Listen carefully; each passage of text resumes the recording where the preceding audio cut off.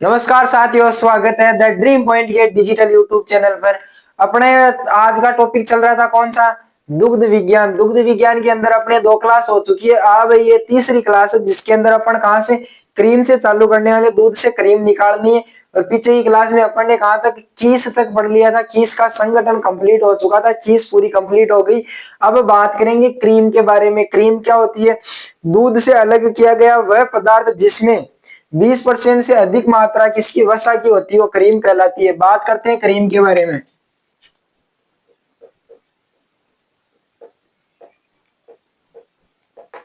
Cream cream क्या होती है? दुग्ध से अलग किया गया वह पदार्थ जिसमें 20% से अधिक वसा पाई जाती है। दूध से अलग किया गया वह पदार्थ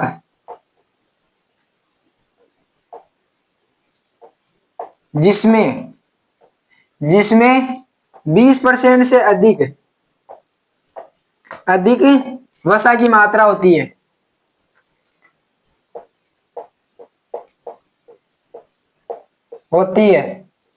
क्या कहलाती है? क्रीम कहलाती है। क्या कहलाती है? क्रीम। अधिकतम कितनी होनी चाहिए वसा की मात्रा क्रीम के अंदर?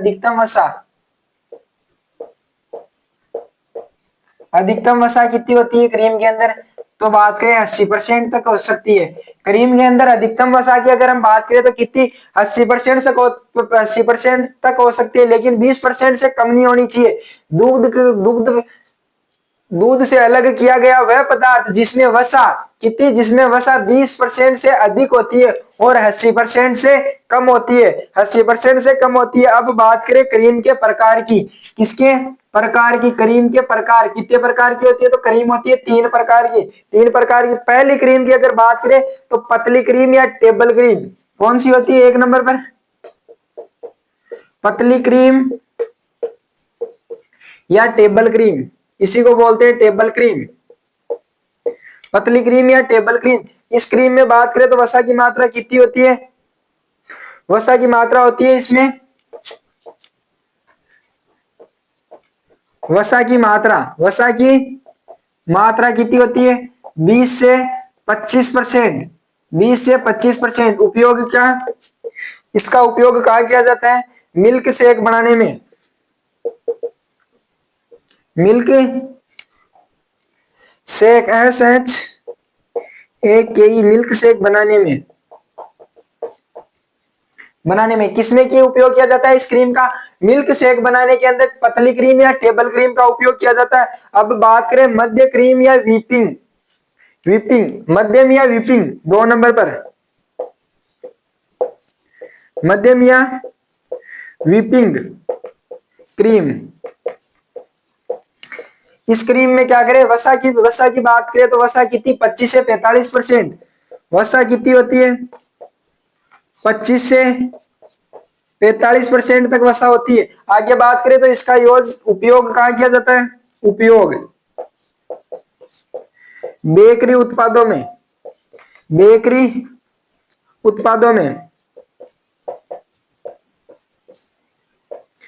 उत्पाद कौन कौन से होते हैं? जैसे कि अपन लाते हैं जन्मदिन पे, हैप्पी बर्थडे पे क्या लाते हैं? केक। तो केक उत्पादन के लिए कौन सी क्रीम, मध्यम क्रीम या व्हीप क्रीम का उपयोग किया जाता है?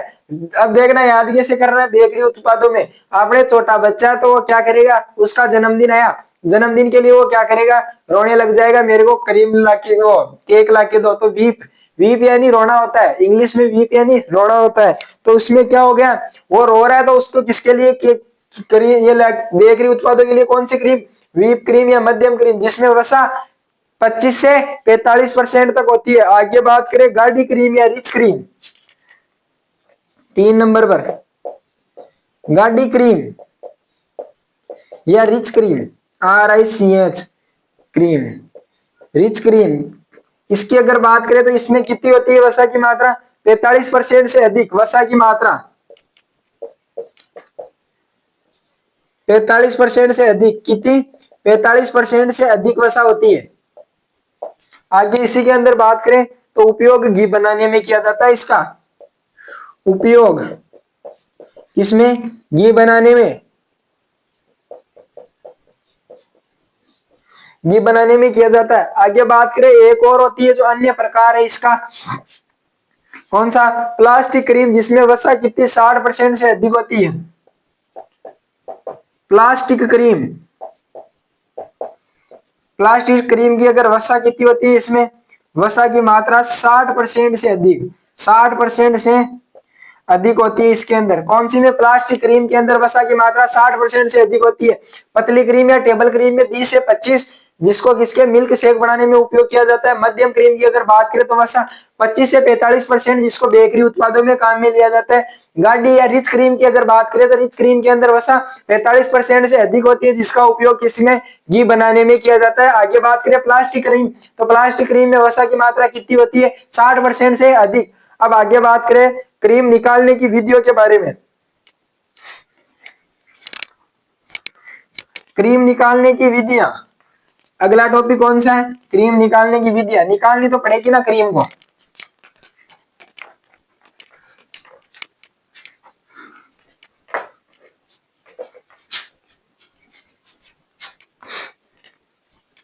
क्रीम निकालने की विधियां,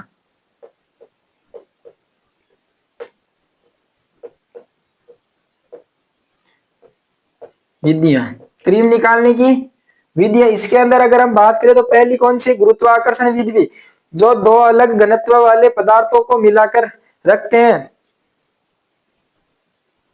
गुरुत्वाकर्षण विधि, इसके अंदर क्या होता है? एक नंबर पे है गुरुत्वाकर्षण विधि। गुरुत्वाकर्षण विधि,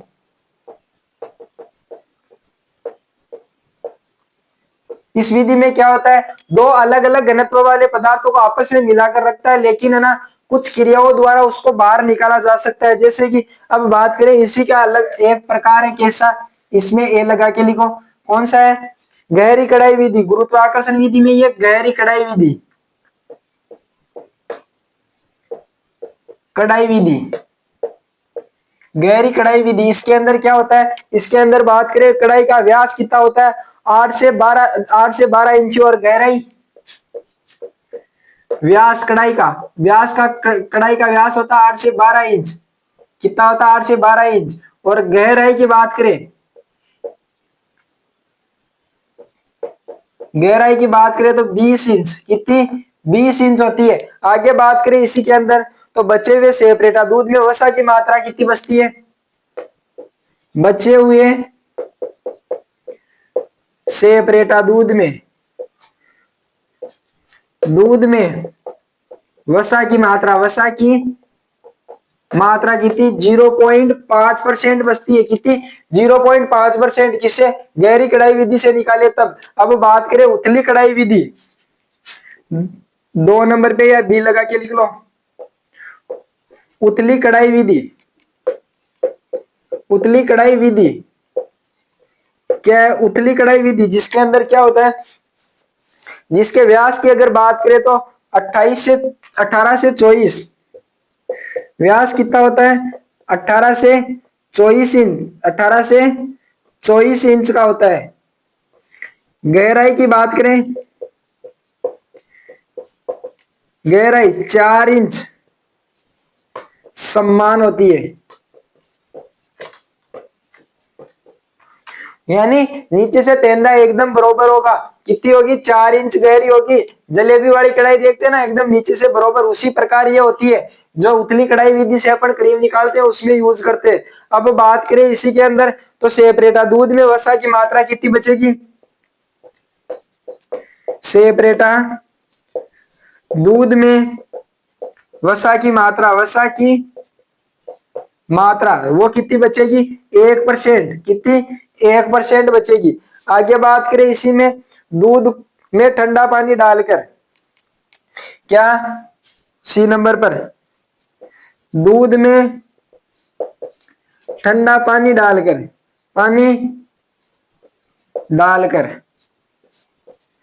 दूध में ठंडा पानी मिला दिया तो क्या होगा? जो क्रीम होगी वो एक जगह एकत्रित हो जाएगी, जम जाएगी। आगे बात करें इसी में जर्सी क्रीम विधि, डी नंबर पे, जर्सी क्रीम विधि, जर्सी क्रीम विधि। इसमें क्या करते हैं? सेपरेटा दूध में वसा कितनी बचती है? सेपरेटा दूध में वसा कितनी बचती है? 0.5% तक बचती है। अब बात करें इस जर्सी क्रीम विधि में तो क्या होता है? दोहरी परतयुक्त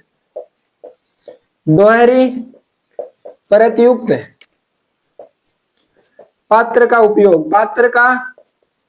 उपयोग। जैसे ये पात्र है, इसकी दो दीवारें होती है जिसके अंदर दूध होता है। अंदर वाले में तो दूध होता है जिसका टेम्परेचर कितना हो गया? 43 डिग्री होता है, लगभग 43 डिग्री के आसपास। इसमें क्या होता है? गर्म पानी होता है। इसमें क्या होता है? ये जो है ना, यहाँ पर होता है गर्म पानी, जिसका तापमान लगभग कितना होता है? इसका तापमान आई थिंक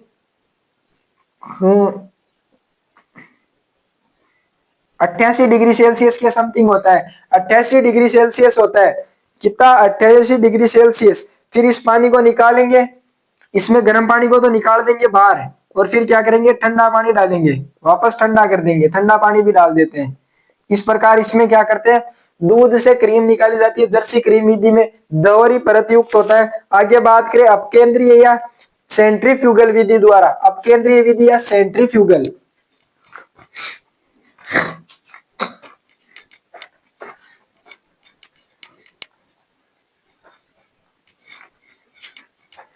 दूसरी विधि कौन सी है? अपकेंद्रीय या सेंट्रीफ्यूगल।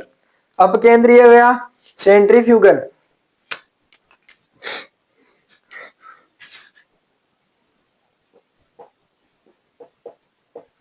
अपकेंद्रीय या सेंट्रीफ्यूगल।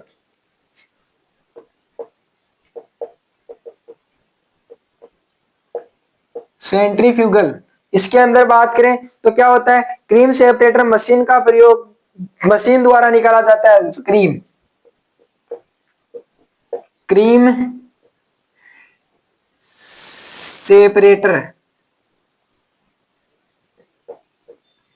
सेपरेटर मशीन द्वारा क्रीम निकाली जाती है।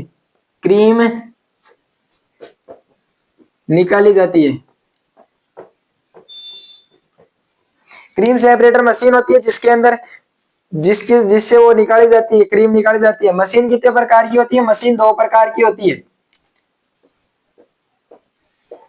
मशीन के प्रकार कितने प्रकार की होती है? दो प्रकार की होती है। एक होती है हस्तचालित, एक नंबर पे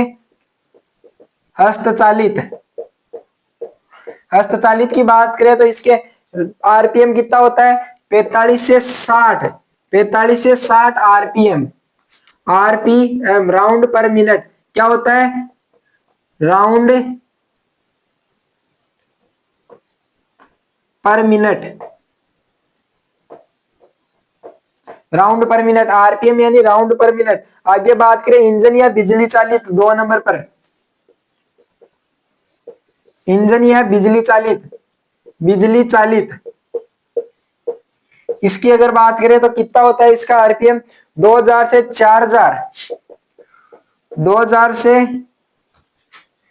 4000 आरपीएम होता है। 2000 से 4000 आरपीएम पर चलती है। अब बात करें क्रीम निकालने हेतु दूध का तापमान। क्रीम निकालने हेतु दूध का तापमान कितना? 30 से 37 डिग्री सेल्सियस। क्रीम निकालने हेतु दूध का तापमान कितना होता है? 30 से 37 डिग्री सेल्सियस। 30 से 37 डिग्री सेल्सियस क्रीम निकालने के लिए उपयुक्त तापमान है। आगे बात करें इसी के अंदर तो क्या? क्रीम सेपरेटर का मुख्य अंग, क्रीम सेपरेटर मशीन का मुख्य अंग, क्रीम सेपरेटर मशीन का मुख्य अंग, मशीन का मुख्य अंग या हृदय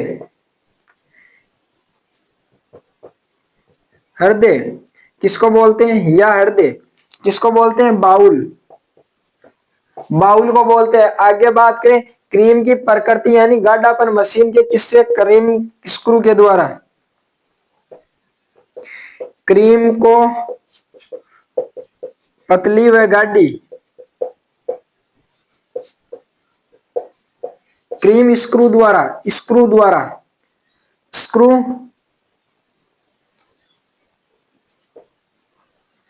क्रीम स्क्रू, क्रीम स्क्रू द्वारा, स्क्रू द्वारा किया जाता है, किया जाता है। क्रीम स्क्रू द्वारा क्रीम को पतली या गाढ़ी कर दिया जाता है। मिल्क फ्लोट मशीन में दूध की मात्रा को नियंत्रित करता है। मिल्क फ्लोट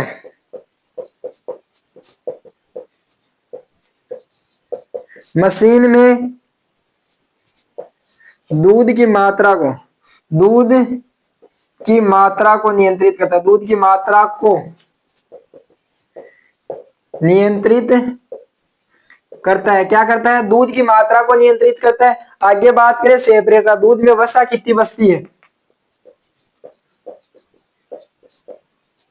सेपरेटर दूध में वसा तो वो बचती है 0.1% तक वसा बचती है इसके अंदर। देख लो, ये हो गया अपना क्रीम के बारे में, क्रीम के प्रकार पढ़ लिए। फिर क्रीम निकालने की विधियां तो गुरुत्वाकर्षण विधि और क्रीम सेपरेट, ये अब केंद्रीय विधि या सेंट्रीफ्यूगल विधि दोनों में पढ़ लिया। अब बात करते हैं अपन दही, कर्ड।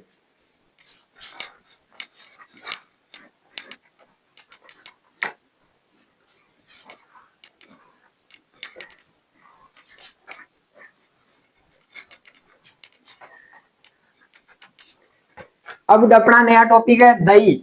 दही के बारे में अगर बात करें तो दही में क्या है,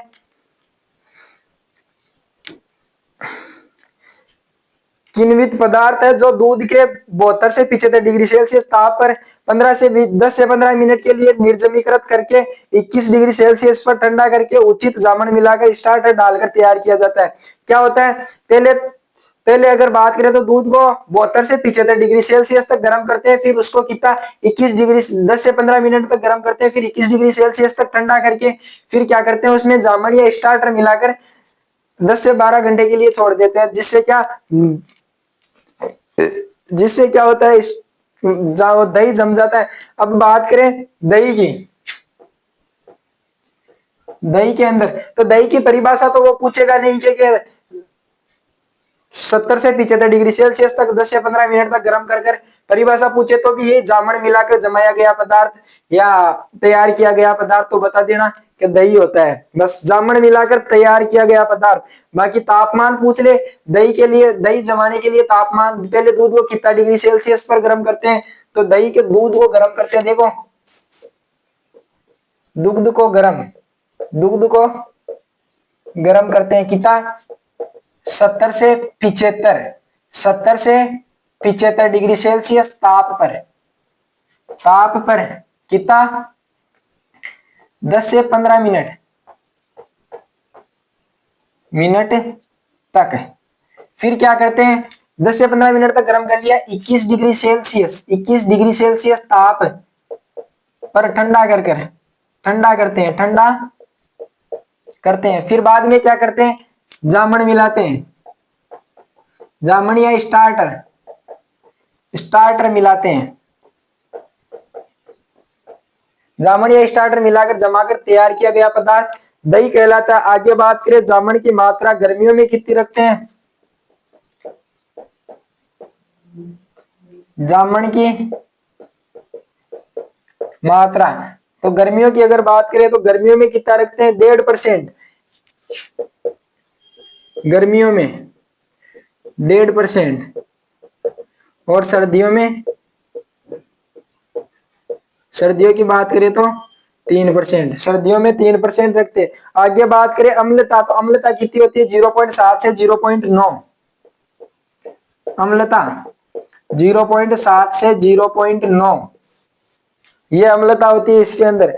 दही में विटामिन सी अधिक होता है, दही में विटामिन सी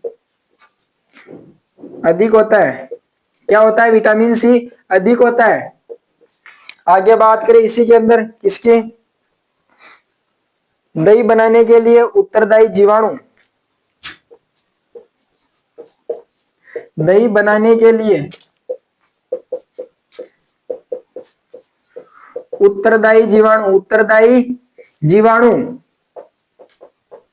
दही बनाने के लिए उत्तरदायी जीवाणु होता है लैक्टोबैसिलस, लैक्टोबैसिलस,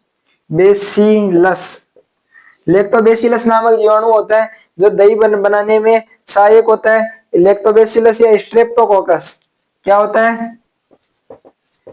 स्ट्रेप्टोकोकस, लैक्टोबैसिलस और स्ट्रेप्टोकोकस जीवाणु होता है। आगे बात करें मीठे दही के लिए, छोड़ो ये तो नहीं है इंपॉर्टेंट। दही में कैल्शियम और फास्फोरस, दही में कैल्शियम व फास्फोरस दूध की अपेक्षा, दूध की अपेक्षा अधिक घुलनशील होते हैं, अधिक घुलनशील होते हैं। दूध में क्या कैल्शियम और फास्फोरस कम होते हैं, लेकिन दही के अंदर क्या होगा? अधिक घुलनशील होंगे कैल्शियम और फास्फोरस। अब बात करें दही का उपयोग किसमें किया जाता है? उपयोग की बात करें तो छाछ, लस्सी, सब्जी या श्रीखंड बनाने में। छाछ, लस्सी, छाछ, लस्सी और सब्जी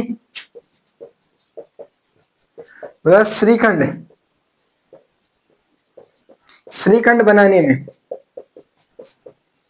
छाछ, लस्सी, सब्जी, श्रीखंड बनाने में दही का उपयोग किया जाता है। आगे बात करें इसी के अंदर क्या,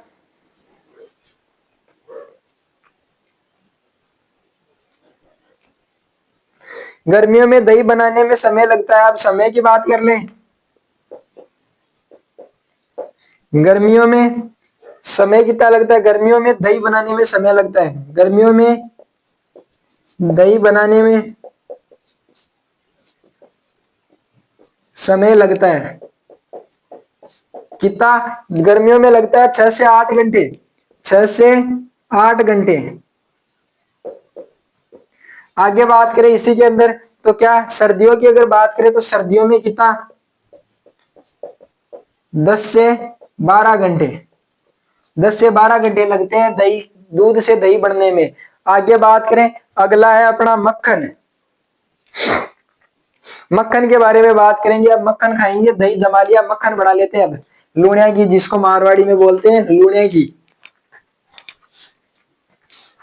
और उधर अजमेर की साइड में बोलते हैं छछेवड़ो।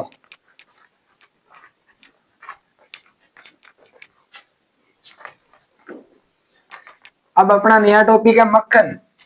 क्लास को शेयर कर दे, चैनल को सब्सक्राइब कर ले और वीडियो को लाइक कर दे, बोर्ड साफ हो तब तक, ताकि पड़ोसी भी पढ़ ले। अब बात करें मक्खन की।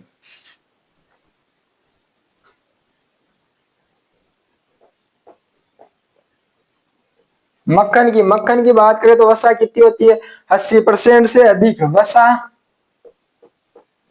कितनी होती है? 80% से अधिक होती है। कितनी? 80% से अधिक। आगे बात करें SNF तो 20% से कम, SNF कितनी होती है? 20% से कम। आगे बात करें इसी के अंदर जल, तो जल कितना होता है? 1.6%।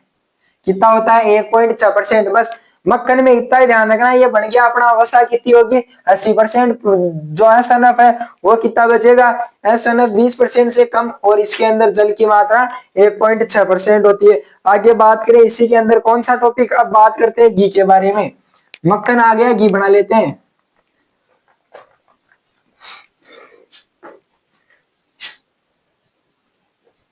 घी की अगर बात करें तो घी में वसा कितनी होती है? वसा की बात करें तो 99% से अधिक।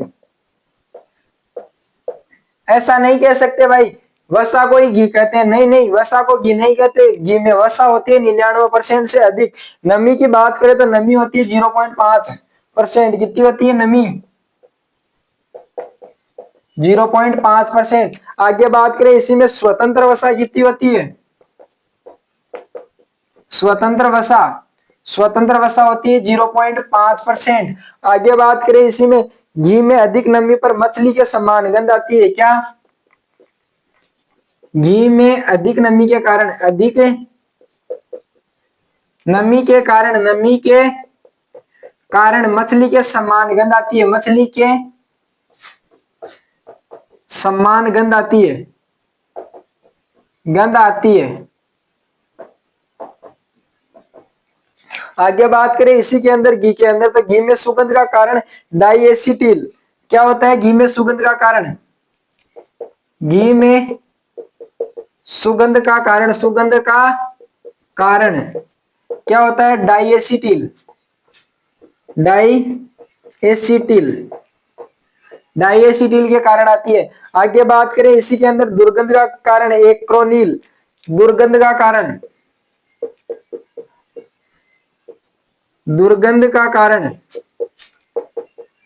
तो वो क्या है? एक्रोनिल के कारण क्या आती है? दुर्गंध आती है। आगे इसी के अंदर बात करें तो घी तरल व अर्ध तरल अवस्था में होता है। क्या? तरल व अर्ध तरल अवस्था में होता है, आगे इसी के अंदर और बात करें अपन तो कैसा होता है घी? कणादार होता है। कैसा? कणादार होता है। इसी में आगे अपन बात करें तो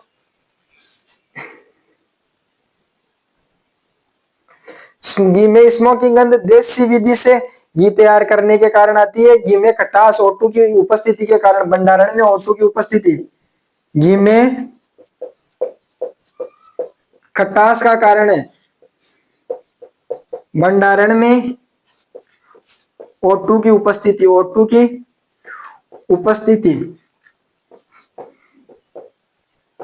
उपस्थिति के कारण भंडारण में अगर ऑक्सीजन है तो क्या होगा? घी में गंध आने लग जाएगी। आगे बात करें घी को कम ताप पर, यानी घी को 0 डिग्री सेल्सियस ताप पर कोष्टक में लिख लेना कम ताप पर अंधेरे में भंडारित करते हैं। आगे बात करें इसी के अंदर तो घी में विटामिन ए अधिक होता है। क्या? विटामिन ए अधिक, क्या होता है? विटामिन ए की मात्रा अधिक होती है। आगे बात करें तो इसी के अंदर क्या? कुल दूध का 28 से 30% भाग घी बनाने में चला जाता है। कुल दूध का 28 से 30% भाग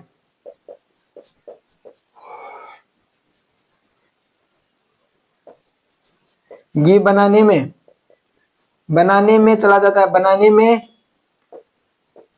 चला जाता है। 28 से 30% भाग क्या? घी बनाने में घी चला जाता है दूध का। आगे बात करें इसी के अंदर तो घी का अधिक सेवन से क्या? कोलेस्ट्रॉल बढ़ता है। घी के अधिक सेवन से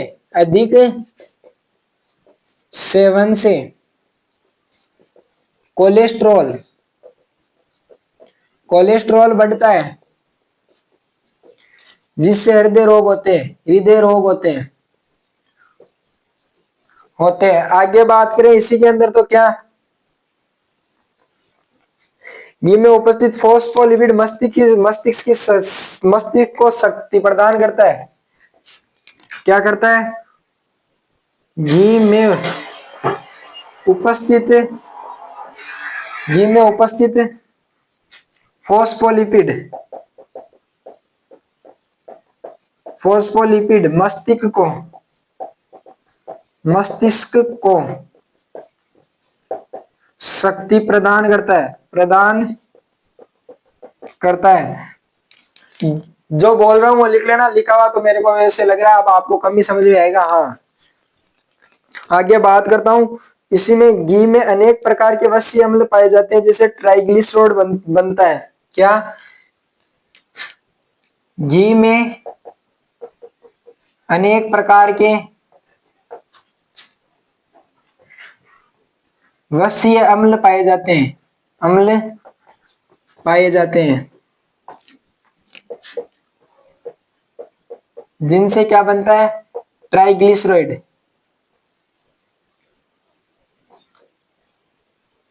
ग्लिसराइड बनता है। घी में अनेक प्रकार के क्या ट्राई वसीय अम्ल पाए जाते हैं, जिनसे क्या ट्राइग्लिसराइड बनते हैं। आगे बात करें इसी के अंदर, थोड़ा सा बोर्ड साफ करना पड़ेगा।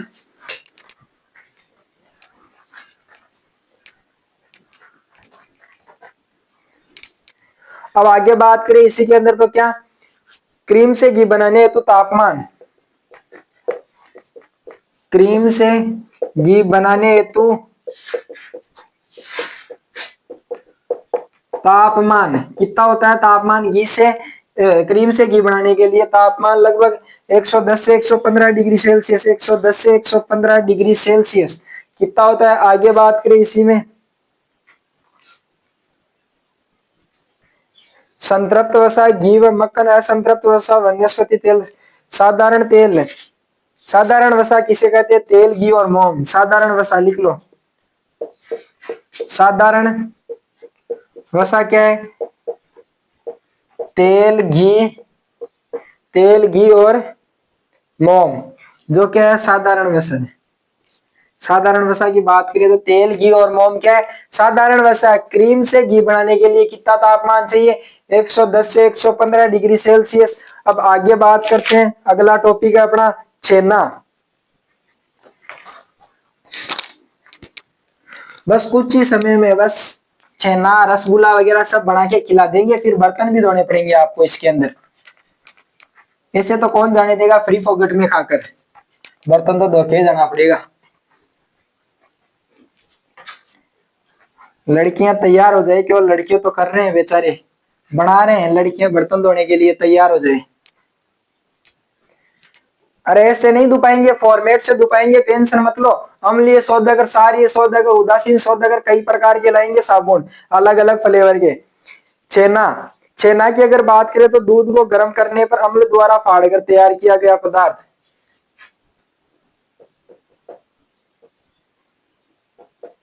गर्म दूध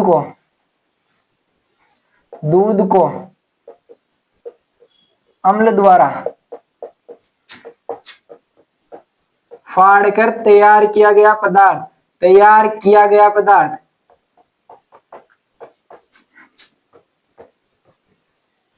तैयार किया गया पदार्थ क्या कहलाता है? छेना कहलाता है। आगे बात करें अम्ल कौन सा, साइट्रिक अम्ल या लैक्टिक अम्ल, कौन सा अम्ल यूज करेंगे अपन? साइट्रिक अम्ल या लैक्टिक अम्ल? लैक्टिक अम्ल, साइट्रिक अम्ल या लैक्टिक अम्ल। आगे बात करें इसी में, छेना बनाने हेतु तो गाय का दूध सर्वोत्तम रहता है। छेना बनाने हेतु गाय का दूध सर्वोत्तम होता है, सर्वोत्तम होता है। क्या होता है? सर्वोत्तम होता है। आगे बात करें इसी के अंदर तो क्या, छेना बनाने की प्रक्रिया 30 से 40 सेकंड में कंप्लीट हो जाती है। छेना बनाने की प्रक्रिया कितनी? 30 से 40, 30 से 40 सेकंड में पूरी हो जाती है, पूरी हो जाती है। आगे बात करें इसी के अंदर तो क्या, दूध का तापमान कितना होना चाहिए? दूध का तापमान, दूध का तापमान, तापमान की बात करें तो कितना? 82 डिग्री सेल्सियस। आगे इसी के अंदर बात करें तो गाय के दूध से छेना कितना बनता है? गाय के दूध से छेना कितना 14% और भैंस से बनता है 20%। भैंस से 20%, गाय से 14% यानी कम बनता है, लेकिन फिर भी किसका, गाय के दूध का यूज करते हैं, जबकि भैंस से कितना, भैंस से 20% बनता है, फिर भी भैंस के दूध को कम यूज करते हैं। अब बात करें छेना के संगठन की, छेना का संगठन। अब बात करें इधर क्या अवयव, गाय के दूध, गाय का, इधर गाय का है, इधर भैंस का है। अब देखते जाना। पानी की बात करें तो गाय के दूध में कितना 53.4,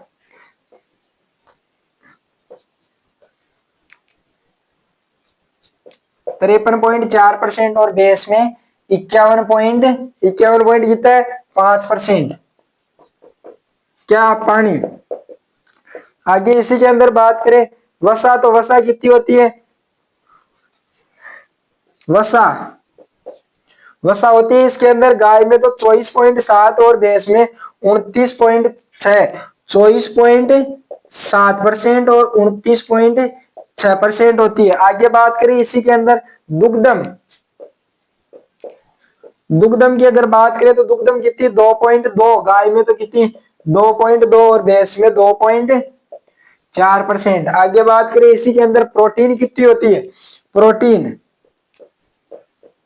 प्रोटीन की बात करें तो 17.6 और 14.6, 17.6 व 14.6%। आगे बात करें इसी के अंदर खनिज लवण तो 2.1 और 1.9, खनिज लवण, खनिज 2.1% व 1.9%। बस ये हो गया क्या, छेना। अब इसका उपयोग कहाँ करते हैं, उपयोग की बात करें तो उपयोग होता है बंगाली मिठाई बनाने में, बंगाली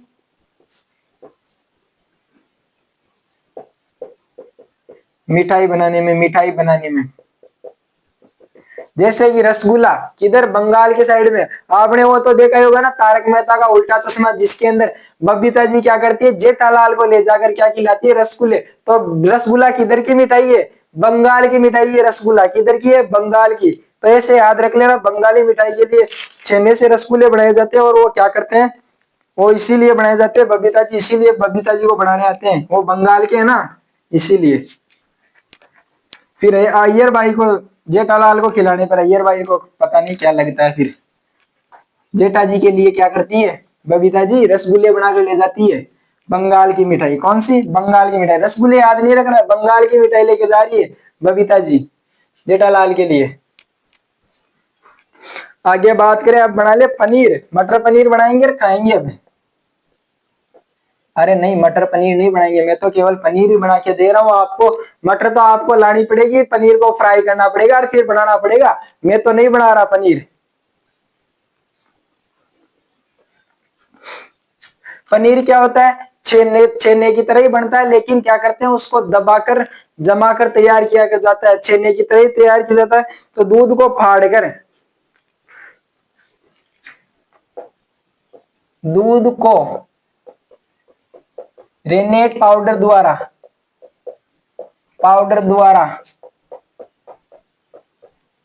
फाड़कर उसका पानी बाहर निकाल कर क्या करते हैं, पानी को बाहर निकाल कर क्या कर देंगे, उसको देखना, पानी को बाहर निकाल कर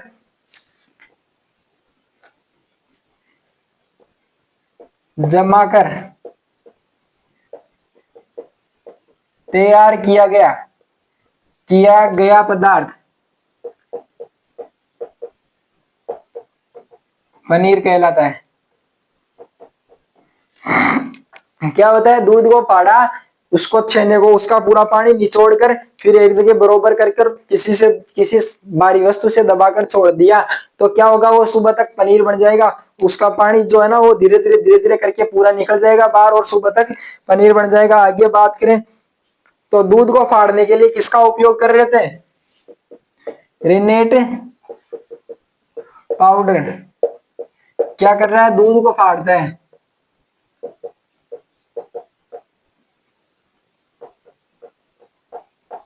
रेनेट पाउडर से क्यों फाड़ते हैं? ताकि उसमें अम्ल ना रहे, वो थोड़ा बहुत अम्ल की मात्रा होती है ना, जिससे वो क्या थोड़ा स्वाद में खट्टा हो जाता है, इसलिए रेनेट पाउडर का उपयोग किया जाता है दूध को फाड़ने के लिए। आगे बात करें पनीर का संगठन। पनीर का संगठन, पनीर के संगठन की अगर हम बात करें तो क्या होता है? देखो जल, जल कितना होता है? 34 से 36%। जल कितना होता है? 34 से 36%। आगे बात करें इसी के अंदर वसा तो कितनी होती है? 35 से 37%। वसा 35 से 37%। आगे बात करें इसी के अंदर तो प्रोटीन कितनी होती है? 24 से 26%। प्रोटीन कितनी होती है? 24 से 26%। आगे बात करें इसी के अंदर किसकी? खनिज पदार्थ 3 से 4%। खनिज पदार्थ 3 से 4%। अब बात करें तो चीज क्या है? स्कंदित पदार्थ है। चीज क्या है? स्कंदित पदार्थ है। ये लो, ये अपना पनीर कंप्लीट, पनीर भी बना लिया। अब बनाएंगे खोआ या मावा। खोआ या मावा। बस कुछ समय बाद आपको बर्तन दे दिए जाएंगे। ये सब बना तो रहे हैं लेकिन खाना भी तो पड़ेगा ना, खाकर फिर साफ भी तो करना पड़ेगा ना बर्तनों को वापस, वरना अगली बार नहीं बनाने देंगे आपको। अरे नहीं, अगली बार आपको नहीं बनाना है, दूसरों को आना है, आपको सिलेक्शन लेना है, आपको सिलेक्शन लेना है। इसीलिए आप अब आपकी बार तो बर्तन धो के जाओ, वरना पिछले वाले कैसे बनाएंगे? जो आपके पीछे आपके जूनियर है उनको भी तो बनाना है ना। तो बात करते हैं खोआ या मावा। खोआ या मावा, इसकी अगर हम बात करें तो क्या है? दूध में जल को तीव्र वाष्पीकरण द्वारा आंशिक रूप से सुखाया गया पदार्थ। दूध में उपस्थित पानी को, उपस्थित पानी को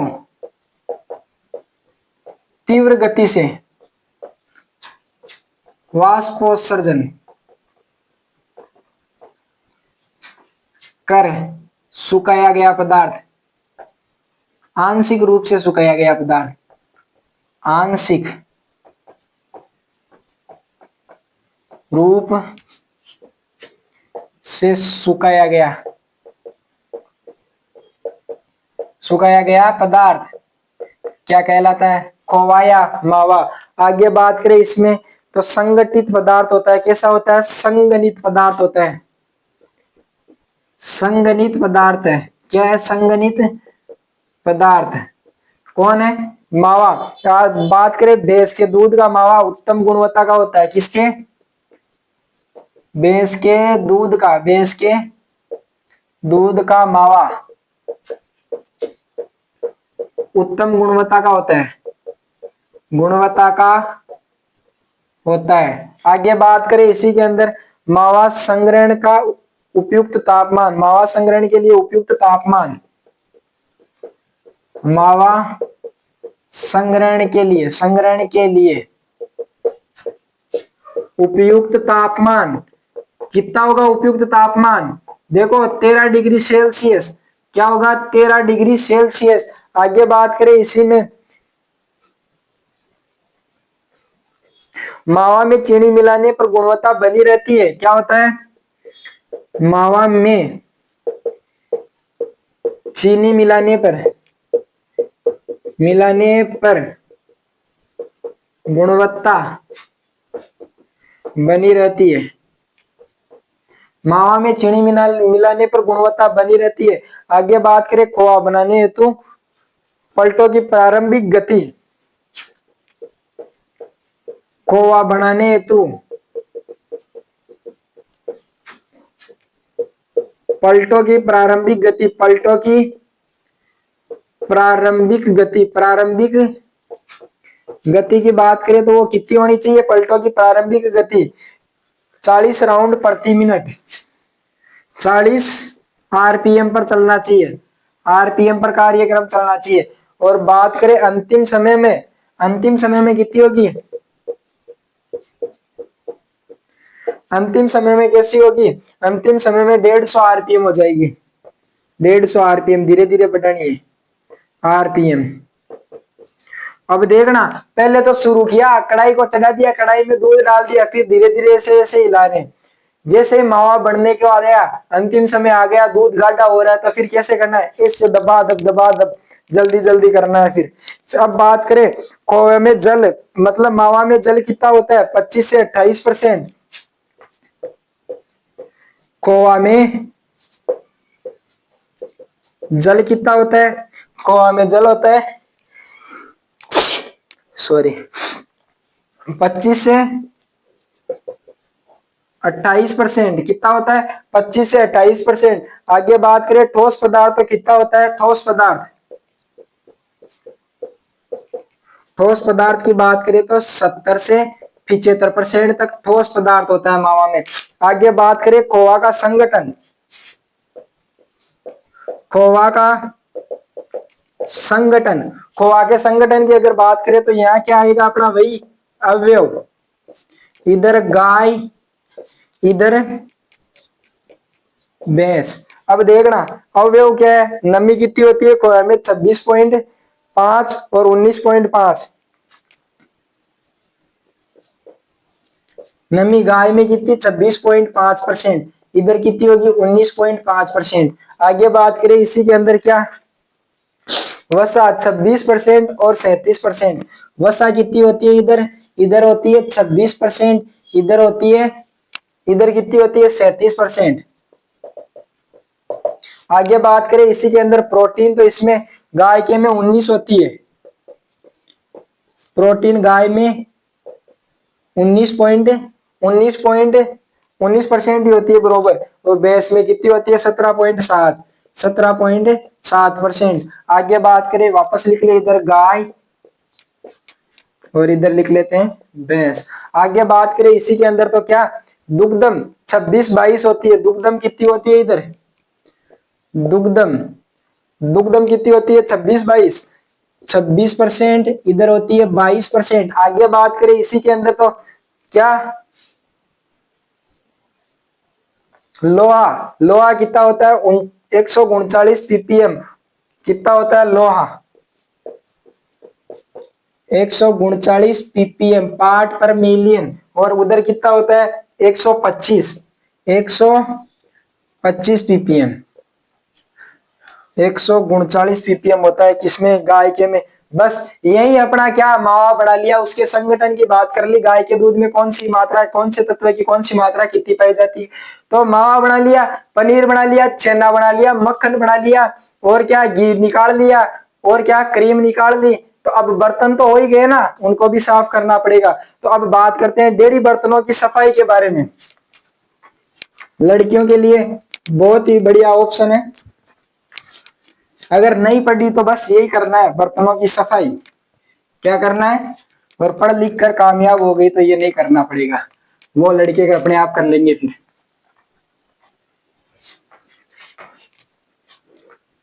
अब बात करते हैं बर्तनों की सफाई, डेयरी बर्तनों की सफाई,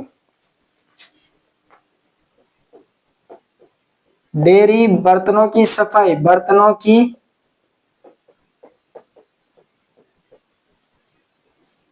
यह अपना नया टॉपिक है, जिसमें धावन पदार्थ, धावन पदार्थ यानी धोने वाले, दावन पदार्थ, दावन पदार्थ, इसकी विशेषताएं क्या होती है, विशेषताएं क्या होती है, सस्ता व आसानी से उपलब्ध होना चाहिए। बात करते हैं विशेषताएं, किसकी बात करते हैं, विशेषताओं के बारे में।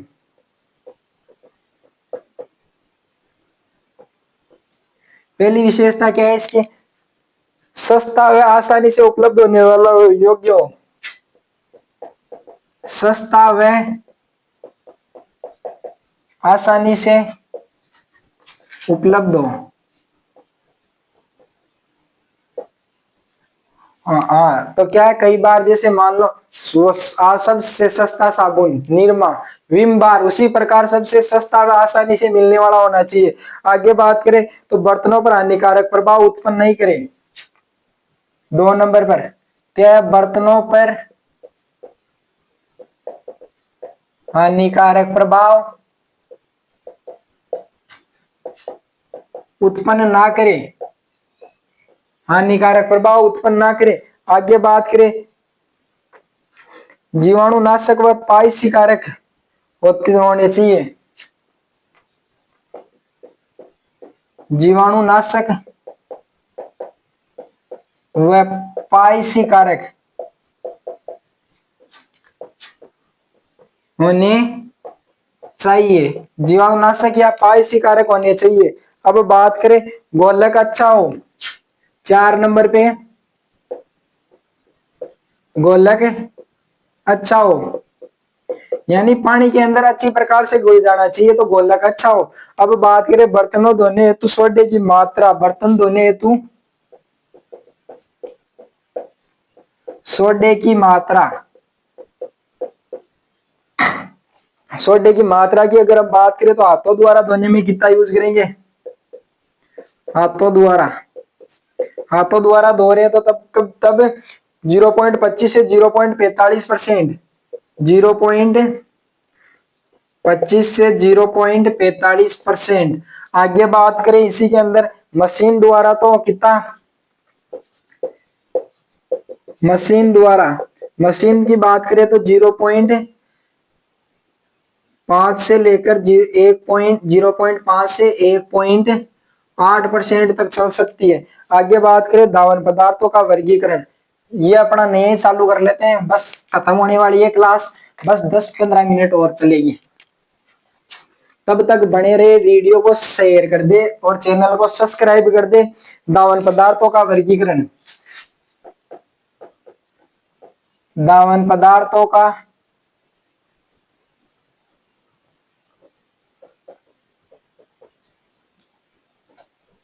धावन पदार्थों का वर्गीकरण, धावन पदार्थों का वर्गीकरण क्या है, जैसे मान लो क्षारीय शोधक है, 1 नंबर पे है क्षारीय शोधक।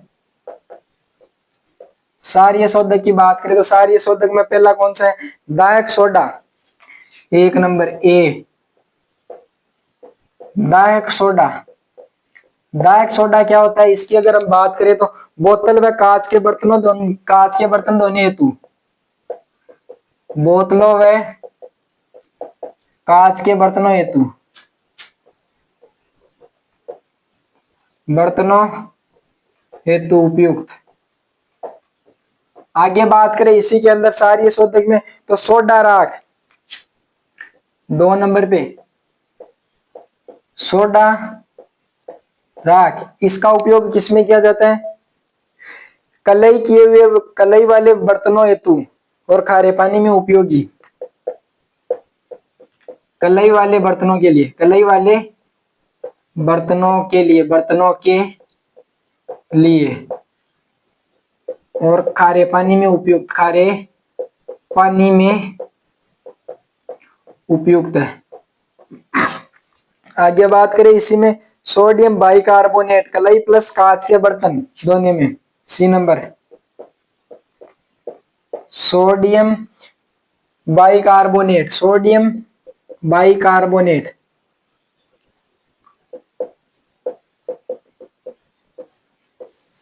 सोडियम बाइकार्बोनेट जो किसके लिए, कलई प्लस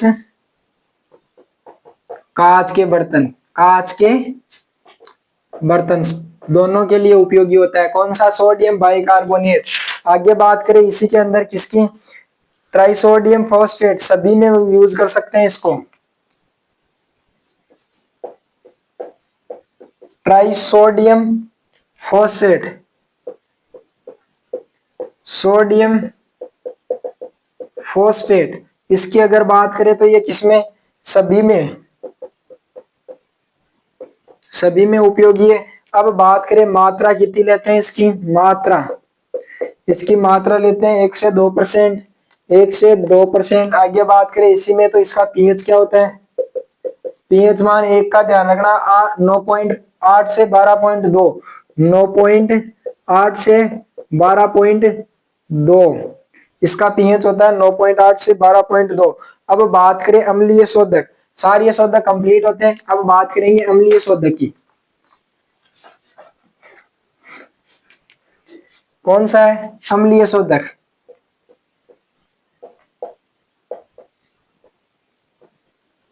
अम्लीय शोधक की बात करें तो अम्लीय शोधक का मात्रा कितनी 1% घोल, मात्रा कितनी लेती है 1% घोल का यूज करना है। आगे बात करें इसी में पीएच कितना, पीएच इसका होना चाहिए 6.5 से 6.8 तक, 6.5 से 6.8 तक। अब बात करें एग्जाम्पल तो टार्ट्रिक अम्ल, सीट्रिक अम्ल, फोस्फोरिक अम्ल, क्या एग्जाम्पल टार्ट्रिक अम्ल, सीट्रिक अम्ल और फोस्फोरिक अम्ल। फोस्फोरिक अम्ल। आगे एक और बच रहा है इसके अंदर, कौन सा है, ग्लूकोनिक अम्ल। कौन सा है, ग्लूकोनिक अम्ल, ग्लूकोनिक अम्ल। अब बात करें इसी के अंदर आगे, क्या जटिल फोस्फेट 3 नंबर पे, क्या है जटिल फोस्फेट, जटिल फोस्फेट। जटिल फोस्फेट की बात करें तो कठोर पानी वाले क्षेत्रों में उपयोगी है, किसमें, कठोर यानी खारे पानी में, कठोर पानी वाले क्षेत्रों में उपयोगी है, क्षेत्रों में उपयोगी है। आगे बात करें इसी के अंदर तो क्या घोल कितना, मात्रा कितनी लेनी है इसकी, मात्रा लेनी है 1 से 2% घोल। आगे बात करें इसी के अंदर पीएच कितना होता है, पीएच होता है 7.5, मतलब उदासीन प्रकृति का होता है, लगभग 10% फोस्फेटेज की मात्रा पानी की कठोरता को दूर करने में उपयोगी है। 10% फोस्फेट की मात्रा पानी के कठोरपन को दूर करने में उपयोगी है, दूर करने में उपयोगी है। आगे बात करें इसी के अंदर, क्या ये यही समाप्त होता है। अब एक अपना लास्ट बचा आद्रण कारक। आद्रण कारक लास्ट और अंतिम, इस चैप्टर की अंतिम हेडिंग लगाने वाला हूं, कौन सा, डेयरी साइंस, जिसको अपन ने मात्र और मात्र 3 क्लास के अंदर समाप्त कर दिए है, मात्र और मात्र 3 क्लास के अंदर, वो भी जेट, सीयूईटी और सुपरवाइजर तीनों के लिए 3 क्लास में, प्लस 11th 12th यानी 5 क्लास का सिलेबस केवल और केवल 3 क्लास के अंदर कंप्लीट कर दिया। 5 क्लास के अंदर पढ़ने वाला सिलेबस आपको 3 क्लास में मिल गया। अब अपना लास्ट टॉपिक बचा आद्रण कारक। आद्रण कारक है, आद्रण कारक, आद्रण कारक जाग बनाने हेतु उपयोगी है, क्या है, जाग बनाने हेतु उपयोगी है, बनाने हेतु उपयोगी, जाग बनाने हेतु उपयोगी है। आगे इसी के अंदर बात करें तो साबुनीकरण क्रिया में को बढ़ाता है, क्या, साबुनीकरण क्रिया को बढ़ाता है, क्रिया को बढ़ाता है। आगे इसी के अंदर बात करें तो बर्तनों में वसा के कणों को हटाने में सहायक है, बर्तनों में से वसा के कणों को, वसा के कणों को हटाने में सहायक, हटाने में सहायक है। अब इसमें एग्जाम्पल क्या है, टिपोल, एग्जाम्पल लिख लेना, टिपोल। ये लो भाई, द डेयरी साइंस, क्या, डेयरी साइंस या दुग्ध विज्ञान अपना यही समाप्त होता है। तो क्लास पसंद आई हो, तीनों क्लासों को देख लेना, बस बढ़िया पसंद आई हो तो चैनल को सब्सक्राइब, लाइक क्लास को और शेयर कर दे वीडियो को, ताकि जो बच्चे जिनको दूध का चैप्टर समझ में नहीं आया तो वो वापस समझ सके, और ये तो क्लास जो समझ में नहीं आए तो उसको वापस पीछे करो, वापस देखो और रिवीजन करो। धन्यवाद, मिलते हैं अगले वीडियो में।